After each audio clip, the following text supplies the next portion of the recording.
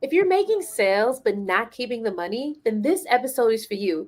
I have a powerful guest who has coached seven-figure founders through the real reason their business isn't scaling. And guess what? It's not marketing, it's not mindset, but it is missing systems. So you'll learn how to grow your revenue sustainably and build a business that actually runs without burning you out. Welcome to the Wisdom to Wealth podcast, where I get to interview the wealthiest business owners and entrepreneurs in the world. I am your host, Shamar Star Cox, TV producer and marketing coach. I help six and seven figure business owners get seen and get paid by creating binge worthy videos on social media. I am also the founder of the Convert Content to Cash Challenge. So if you want to learn how to create content that sells in just 5 days or less, feel free to DM me the word challenge accepted, whether you're on Instagram, LinkedIn, or TikTok, and I'll personally send you an invite to the challenge. So today we have the powerful guest, Warren Coughlin. He is a business coach whose clients last year has generated on average $2.3 million and profit increases of about $420,000. He helps his clients by building three fundamentals: knowing your numbers, building a high performance culture, and creating slash implementing actionable strategic plans. Although I just said a mouthful, and Warren is totally amazing and he has experienced these wins. He has helped hundreds of business owners, but his journey was not usual, right? So when he was born, he was supposed to die. He was given a 0% chance of surviving, but the doctors did an innovative surgery using new instruments and he was able to survive. So today he's here with us. He's going to share his story and his strategy for business success. Warren, thank you so much for joining us today. Oh, thanks very much. I'm really excited to be here. Absolutely. So let's just dive right in. Tell us your story on how you were born with 0% chance to live. Yeah, I was born with this really weird congenital defect. I was the second person in history to ever live through it. The procedures and the instruments to be able to operate on an infant's organs that small had just been developed, and they said it's all brand new and we don't think it'll work. So it was basically just a Hail Mary, and it worked. And so then when I learned about that, it kind of stirred something in me to want to do something with this gift that I wasn't supposed to have. And so I had this really long circuitous route to where I am now, because I was trying new things. I was actually trying to figure out, like, what am I supposed to do with this thing? So I initially I'm a recovering lawyer. So I practiced on the Canadian equivalent of Wall Street called Bay Street. And I sort of thought, well, maybe from there I'll go into politics. But then I met a bunch of people in politics, and I'd rather make a pie than fight over a pie, and be arguing. And I didn't think the political game was the case. And then I became a college professor, molding young minds. I became an actor and theater director, transformative power of art. And then I became an entrepreneur. And that's where it kind of sang to me. It was this combination of creativity, but also helping others. And I really believe that entrepreneurship is one of the most powerful forces for positive social change, because entrepreneurs have an impact, right? They solve problems, and they create wealth, and they create opportunities for people. And so I just really found that a values aligned place to be. And so I did that as an entrepreneur myself, and then exited, and then thought, well, what am I going to do next? And so there was this crazy thing some family member was involved in called business coaching that I'd never heard of before. And it sounded exciting, and I looked into it, and I haven't looked back. And so I've been doing that for about 23 years now. Wow. So amazing. You've had such a journey going through all of these transitions. And to think that it started with you having a 0% chance of living. So even as a baby, you were faced with challenges, but was able to overcome it. And I feel like that plays out in your business now. So as you became a business coach, tell us, how were you able to build wealth in your business, right? As well as help your clients to do the same? Sorry, in terms of like the process I use, you mean, or what were the it could be process, it could be tips, it could also be mindset. Sure.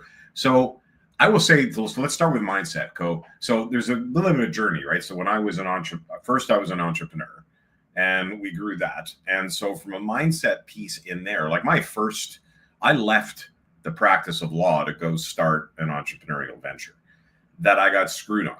Like I partnered with somebody who was ethically, shall we say, compromised, and lost out. And then, so I did another venture after that. And my first swing at that didn't work. But what was interesting from a mindset was each of those first swings, I was, my instinct was right. Like I learned things from it, right? And so that was from a mindset. I was always looking, what do I learn from this? So like that first one, it was like the business that I kind of got screwed on, but was actually created by someone else, was successful. So I went, so my instincts were right about the idea, but I had to learn to partner with people on values. Then the next one was like, it was I presented to a guy who was the vice president of the largest brewery in Canada, and he said, "This is exactly what we're looking for." And I said, "I can't do any better than give somebody exactly what they're looking for."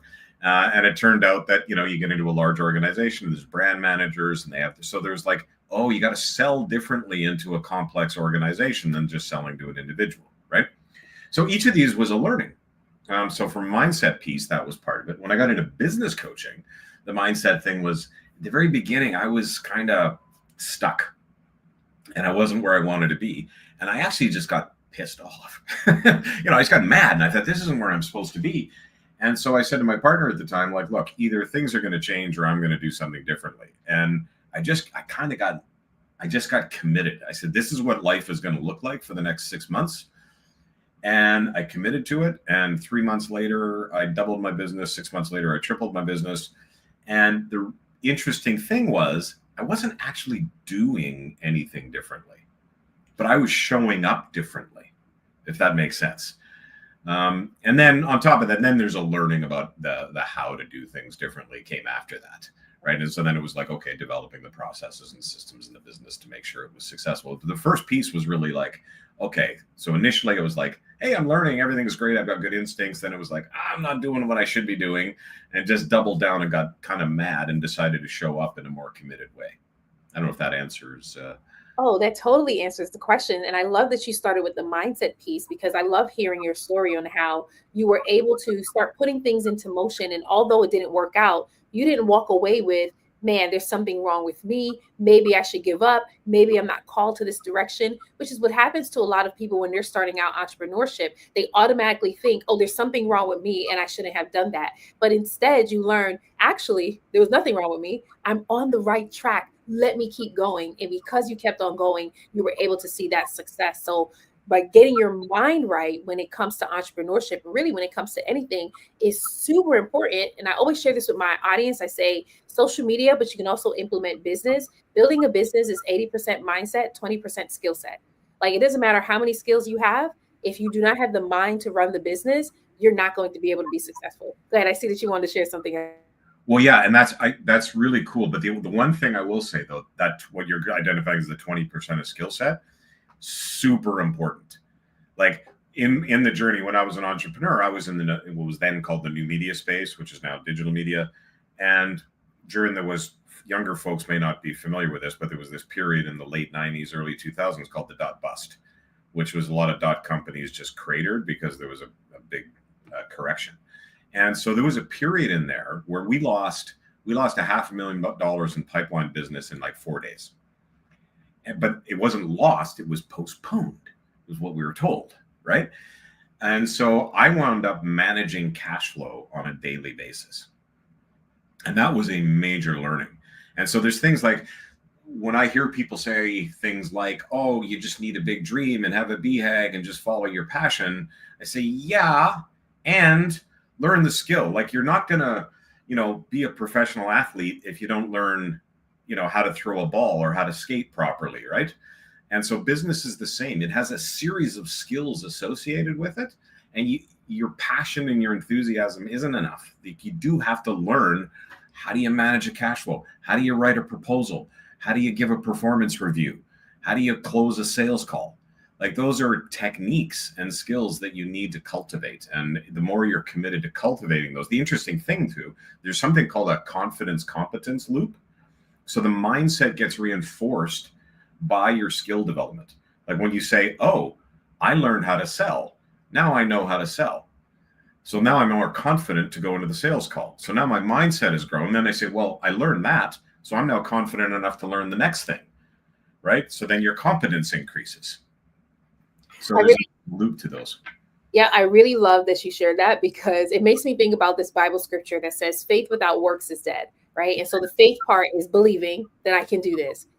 But if you don't ever do the work, you're never going to see the results. And sometimes when entrepreneurs are just starting out, they may have the faith, they may be speaking the affirmations, they may be going to all the seminars, but if they never take action, they're not going to see the results that they desire. So I really love that you talked about that, because I don't think a lot of us think about it as we're developing skills. One thing that helps me to be successful in my business is that I learned very early on that these are skills that I'm developing. Sales is a skill, marketing is a skill, video content is a skill, pitching is a skill. And once I understood that, and I have a belief that I can learn anything and I can learn it very quickly, that's actually my superpower. My superpower is I can study something 3 times, and by the third time I can teach it like I know it all my life. So Nice. it's so easy for me to learn. But once I understood that all of these are skills, then what I started doing was developing my skill. So I really love that you shared that. So let me ask you this question. When you're growing a business, what are the skills that a business owner needs? You can just give us like the top 3 skills a business owner needs in order to build their business successfully. So let's look at it from where the problem arises. So what I find when entrepreneurs are struggling, there's usually one of 3 things going on. One is, I call it foggy figures, like they don't know what the numbers are telling them. So like when I say I was managing cash flow on a daily basis, it was like I had to know my numbers to be able to make decisions. Who gets paid? Who doesn't get paid? Are we getting the right margins? Are we pricing properly? Like you have to know your numbers, because the numbers they're like the story. They're code that tells you the story of your business. And if you don't know how to read the language of business, you can't understand the story. The second thing is, then if you don't want to do everything yourself all the time, you have to have people. But there's often what I call the trust trap. People don't trust the people they have in, so they wind up doing it all themselves because I can't get anybody else to do it. So you need to be able to build a culture. And then the third thing is, I just had a conversation with a new client just the other day, and it was around this. They're doing 23 things at once, and they feel really, really busy, but nothing ever fundamentally changes. And so one of the things I always say to people is, like, if you can do 2 things a quarter, you'll have fixed 8 things over the course of the year. You find me 5 businesses that have made 8 fundamental changes in their business in a year. There's not that many, right? And so it's your ability to prioritize. So you need to actually structure. I usually say either 90-day or 120-day cycle of planning. I just took a client yesterday through a 90-day planning cycle. And it's just like, okay, I know you have 100 things you want to work on. Right now, these 3 are the only ones you're going to work on. Yeah, but. No, yeah, but. You're going to do these 3, then the next 3, and then the next. And then over time, that's how you win the game of business. So those are the 3 things. I always say it's like a sports team. You can't win if you don't know how to keep score. You can't win if you don't have a winning team. And you can't win if you don't have a winning game plan. So those are the 3 foundational skill sets. And then there's a whole bunch that ladder on top of that. Those are so good. And I want to dive into each one, but we only have like 20 minutes left. Okay, let's dive into the second skill set, building that team, right? And having that trust. So I went through an experience last year where I wanted to do everything myself because I felt like I didn't really have the finances to build a team. And then God spoke to me and said, you need to build a team or you're going to burn yourself out. So I quickly built a team with people, right? And what I found out is that the team stressed me out so much. Oh my goodness, I was so frustrated. I ended up in such a dark space because the team stressed me out. And it got to the point that I was like, I don't know if I can work with this team anymore. So slowly but surely, I started to let go of those team members. And what I realized now in this season, right? So actually, there was a season after me letting everyone go where I was like, I'm doing everything myself. I don't trust nobody, right? And of course, I was just going to end up being burnt out and exhausted again. But as I started to build my team again this season, what I realized is the people that I hired last year did not have the experience to do the work. They presented very well in interview and resumes, but when it came time to actually do the work, they did not have the skill set. And so because of that, I found myself paying them. I felt like I was paying them to train them, which was very frustrating when you're a startup company and your finances, you're using it so that you can multiply and grow. It felt like I was just putting it in an endless pit. And so that was super frustrating for me. So let's talk about hiring a team, how you can build that trust, and what are some things that you can spot when it comes to hiring a team? So there's a lot in that brief story you just told. So at different stages, so here's what a business coach will say normally, right? Just hire the best people you possibly can, right? I agree with that, and recognize that sometimes the best available is outside your budget, right? So what you need to do is build people who have the potential to become as good as possible. You have to recruit really with a mind to people who are going to be committed. Now, that's a motherhood sort of statement. Um, but you need a sophisticated recruitment process. I have a client who he drives his recruiting company nuts because he will not hire anybody if there is a red flag, because he's just learned if there's a red flag, the flag. And so just he has a no compromises hiring policy. So do that. Don't compromise on your hiring. Try to build what I call a high performance culture. Now, a lot of entrepreneurs, and there's a real nuance to this. Like there's a lot of people like we're nice people, right? They're good people. I run into this all the time. I want to build people think business people are hard ass and just after for the money. Entrepreneurs are not. Entrepreneurs are caring human beings. And so they want to help the person who's coming in and they want to help them develop and all that kind of stuff. And so they build a nice culture. But a nice culture is not a high performance culture. I'm not saying do not be nice to people. Be super nice to people, but have expectations of people. You got to have a culture where people perform. Using like a sports analogy, like nobody likes to play on the line with the slacker, right? And so high performers like to play with high performers. So you got to make sure you're bringing those people in. And that means having a culture of expectations with accountability and standards. So you need to be really, really like your recruitment policy, your practice should scare people off. Bad performers should want to leave and good performers should be excited about coming. So don't sell this thing how it's just going to be a lovely place and we all have balanced life and we all don't work too hard. Like I'm not saying I want to be, I'm not saying grind people, but I'm saying have an expectation of performance. And then if people aren't performing, I'll tell you one rule I have for all my clients now, because the other thing, every entrepreneur I know, most entrepreneurs I know, because they're nice people, they take too long to let people go. I want to give them another chance. It's me because I haven't given them enough instruction. I didn't do enough to bring them on board, right? And then it's like, you know what? If you and I, if I'm coaching somebody, I say this all the time. This is now the third time you and I are having a conversation about this person. I don't care whether you decide now or later. I'm telling you with 99.9% certainty that person is going to be gone. It will be better for you to make that decision right now. Because I've been doing this for 23 years.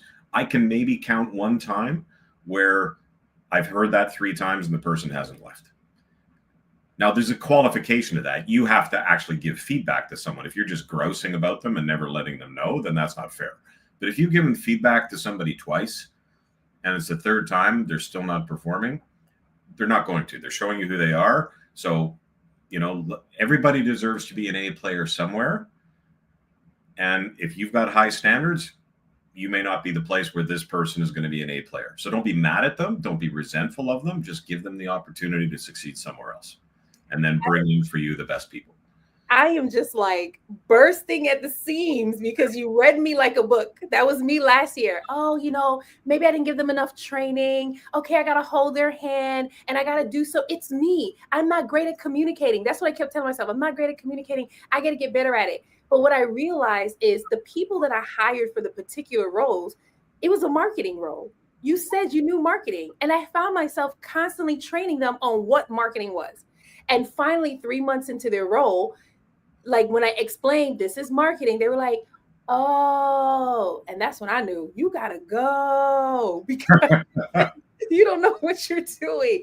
But you're so right. As entrepreneurs, we want to help everyone. And we've gone through some crazy stuff in our corporate, so we don't want to treat people that way either. But your key when you said high performance culture is important because I learned last year that I'm a high performer.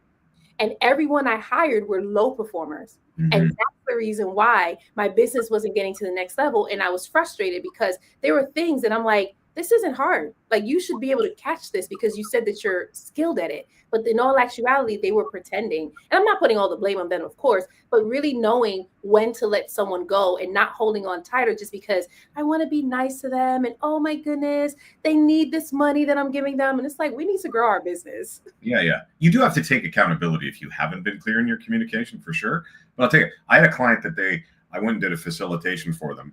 And I said to her at the end, they had a summer student who was working for them. I said, hire that summer student. That guy is the strongest leader in your entire organization. Wasn't the most skilled, massive potential though, and people who are really, really good, they step up, right? So if someone's like, oh, but you didn't tell me, and they say that all the time, it's like, okay, if you're a high performer, you're going to say, hey, I need to know something. Like, can you give me the training or the help or the support or the answers that I need? Ooh, so good. Okay, let's go into this next part where you talked about implementing actionable strategic plans. Like, what does that look like for your clients, and how are they able to see success from those plans? So the thing I said, most people do this trying to do 23 things at once. So I actually created a tool because I was doing this with clients. I'd say, go away and do what's called a SWOT analysis, which is strengths, weaknesses, opportunities, and threats. And they'd come back with 12 things. And then when I got done with them, there were like 112. And so I created a tool that basically automates the whole front end of the planning process and automates the creation of a SWOT analysis. But with that, whether you use a tool or not, what you have to do is look at every part of your business and be really bloody minded about it and say, where do we rock and where do we suck? And what are we missing? And just be really, really candid about it. Get all that on paper and then say, given our goals, which ones are the needle movers? Because you're going to have like a whole bunch of them, and say, and you got to get right to what the reason is. Like what a lot of entrepreneurs do is they can't separate symptoms from problems. So it's like, oh, we're not selling well, so we got to just reach out to more people. Okay, but if your conversion rate is like 12%, maybe your salespeople aren't well trained. Maybe your product doesn't actually fit with what the customer is looking for. So you got to dive deep into finding what the real problem is. And then once you've identified that problem, say, okay, what are we going to do about it? Distill it down to specific tactics assigned to specific people with specific dates to have it done by, and a cadence of evaluating whether those things are done. So we meet on a weekly basis, evaluate what's being done. We said was going to happen on the plan, make sure it's actually happening. And if you get into a rhythm of doing that, so every 90 days, you pull out your SWOT analysis, what's been fixed, what hasn't been, what's the priority, choose the priority, and then just rinse and repeat. Tactics, assignment, schedule, evaluate, and do that every single quarter. I use poker as an analogy. Not that I'm in favor of gambling, but people think poker is a game of chance, but it's not. It's a game of skill in which chance is an element, right? And business is the same. So in poker, a rookie can beat a pro in a given hand, but a pro will always win the game. Why? Because there are skills to be applied in the context of this uncertain environment. So there's a lot of craziness going on in the world that people don't know what's going on. People say, how can you strategically plan right now? You have to, right? Because all you're doing was you're planning is you're creating a theory that says, my theory is that if I take these actions, it's going to produce this result. One of two things are going to happen. Your theory is going to be right, or your theory is going to be wrong. If your theory is right, you double down and you do more of it. If your theory is wrong, you just learn something. So now you'd create a new theory and put that into action. But if you're always just reacting to things coming at you, you're never going to be in a position to learn the application of skills in the context of that theory. I love how you just broke that down so simple. Like, this is your task. This is what you're following each day so that you know how you can continue to grow. But something that you said that really stood out to me brought me back to when we first started this conversation about mindset. Like, this is the thing that you're working on. If it works out, double down on it. But if it doesn't work out, well, you just learned something. And that's something you were talking about when you first started. Like, you were able to close the deal, but it didn't fully close.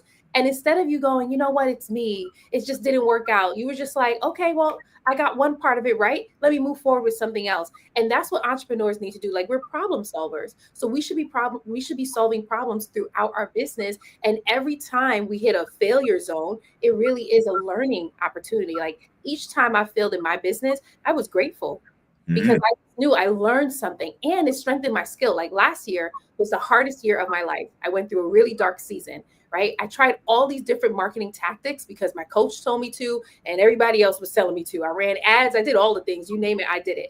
And I was so frustrated because I felt like I was just putting money into these systems that weren't working. Well, by December 2024, I emerged as a master marketeer because I now know what works and what doesn't work. And I can tell people, like, if you're in this stage of your business, you don't want to try that marketing. You could try it, but I'll tell you right now, it may not work because this is what you're missing. Right. And I also got stronger with my messaging. I understood what was missing from my business as to the reason why things weren't working. Once I got stronger on my messaging, the leads and the sales started coming back in again. But I'm grateful for that hard season. Go ahead. You were going to share something. I'm so glad you, because that's so important, because it's often the nuance. Like, people sometimes think it's like, oh, I have to go learn this whole massive new skill. But like you just said, just tweaking the messaging. When I was, this will sound like a humble brag in a weird way, but when I was starting out as a business coach, I was not selling the way I should be. And I was like, what the hell is going on? And the organization I was with, they actually had a professional sales coach, and he came out with me on sales calls. And he actually reported back to the head office that they said, he's the best sales guy you've got in the country. But I went, that's crap, because I wasn't selling. Right. So I thought, what a ridiculous thing to tell me, that I'm good when I'm actually not creating results. So I got mad, and I went out with some other coaches who were succeeding. And it wasn't like I had to relearn sales. It was one turn of the tumbler. It was like one tiny thing that I missed. And as soon as I dialed that in, my conversion rate went to 80%. And so when people are learning, what I hear sometimes, people say, oh, I've tried that before. Really? I mean, just last week, I reviewed 2 different clients' proposal documents, because they said, oh, I'm doing proposals, but our conversion rate sucks. And I looked at their proposals, and their proposals sucked. And I was like, well, no wonder. Like, let's just restructure your proposals. And one of them, well, this was a little bit, as I said, last week. One of them was last week. One of them was a little bit longer ago. But we were talking about it again last week. And his conversion rate has just improved, just because he shifted his proposal. So if you're listening, you're saying, but I've tried things and they don't work. Try them different ways. Oh, that's so good. And it reminds me of Luke 5 in the Bible. So for those of you who like to read the Bible, in Luke 5, Jesus meets the disciples for the first time, and they had been fishing all night.